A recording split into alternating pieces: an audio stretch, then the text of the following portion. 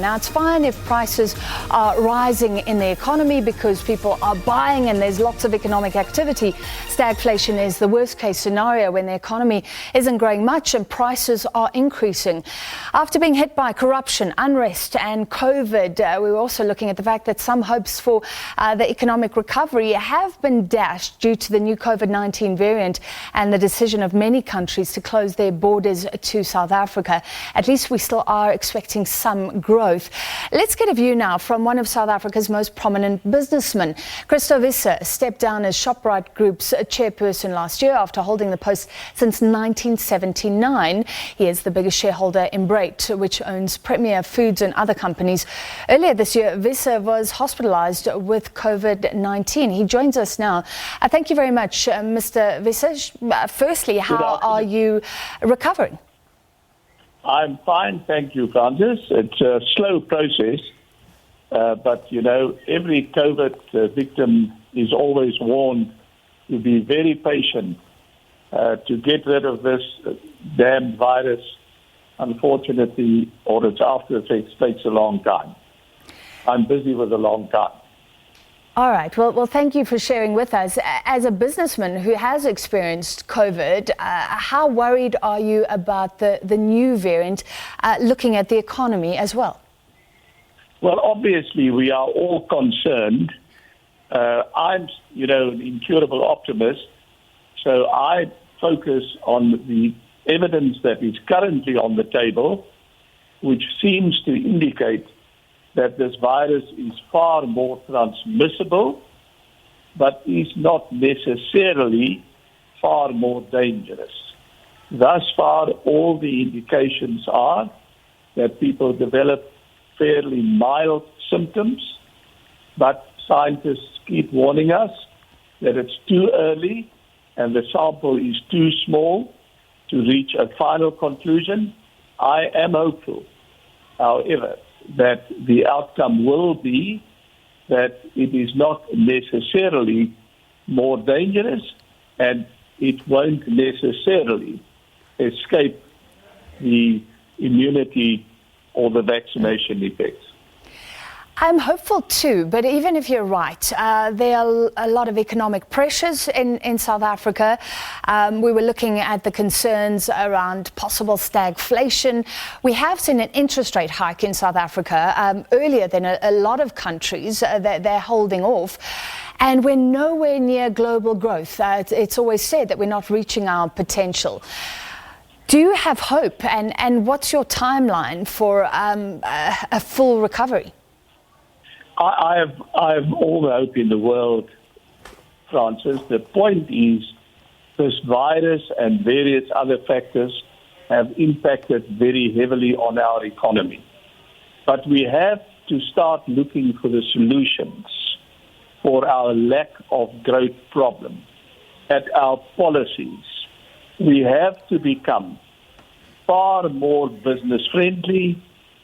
We have to professionalize our civil service to a much larger extent, make sure that there is proper service delivery. We all know that is what has to happen, and all of us should just raise our voices and make sure that the message gets through to those who are in a position to change the environment. Structural reforms is the refrain. Food retailers always survive and sometimes do well in tough times. I think sales even went up in that first hard lockdown. Now we're looking at fuel prices going up. Could even food retailers come under pressure in coming months? I'm sure it is, because our consumers, the vast bulk of our consumers, have limited discretionary spending. So if the price increases on several items, they have less to spend on others unless their income increases. And we don't see that yet. So again, I come back to the point I tried to make earlier on. We have got to fundamentally rejig our economy to get growth into the system. To change tack, Mr. Wiese, let's talk about Steinhoff, if you don't mind. That was a few years ago, but your reputation was affected by that scandal, and we've seen it drag on. Some questioned your judgment. You had sold off Pepkor to Steinhoff, and you were the chair, and you basically then said that the CEO, Marcus Jooste, had pulled the wool over your eyes.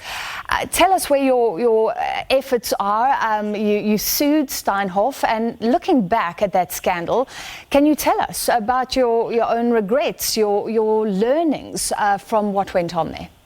Yeah, very easily, Francis. I mean, I've done thousands of deals in my lifetime. Without question, without doubt, the worst possible deal I could ever have done was the one that I did with Mr. Jooste in Steinhoff. The only, not excuse, but the only explanation I can give is when I did the deal with him in 2014-15, Steinhoff already had a market capitalization of 100 billion plus. The banks had loaned it tens of billions of rands. Institutional investors had invested billions.